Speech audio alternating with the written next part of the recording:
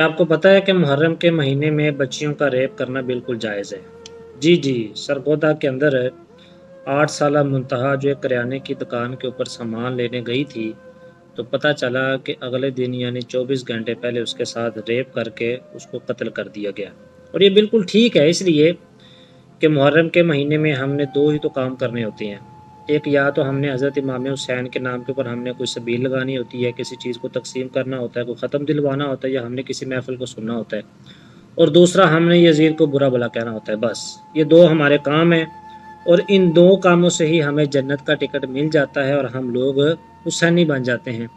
बाकी हराम को छोड़ना, झूठ, ग़ीबत, चुगली, ख़यानत, हवस वगैरह, इन चीज़ों को छोड़ना जो कि यज़ीद के अंदर पाई जाती थी, उसका हमारे साथ कोई ताल्लुक़ नहीं है। हमारा काम सिर्फ़ और सिर्फ़ इतना है कि हमने यज़ीद को बुरा भला कहना है और इमाम हुसैन के हमने नारे लगाने हैं, कोई सबील लगानी है, कोई ख़त्म दिलवाना है, और हमने सुबहान अल्लाह और माशाअल्लाह कहना है, बस।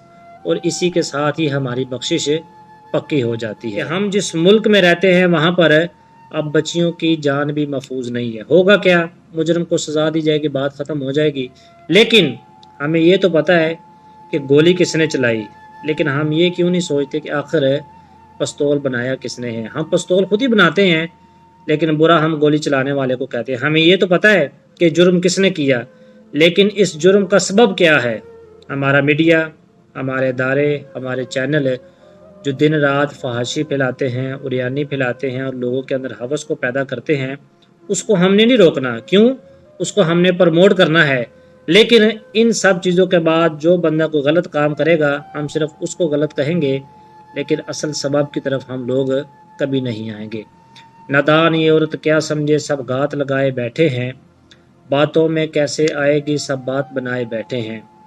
कब कदम तेरे रास्ता भटकें, ये नज़र जमाए बैठे हैं। तो माँ भी है, बहन भी है, बेटी भी है, ये सब रिश्ते बुलाए बैठे हैं। मुंह से तुझे ये मजलूम कहें, सोचों में नचाए बैठे हैं। ये बद भी हैं, बद किरदार भी हैं, सूरत छुपाए बैठे हैं।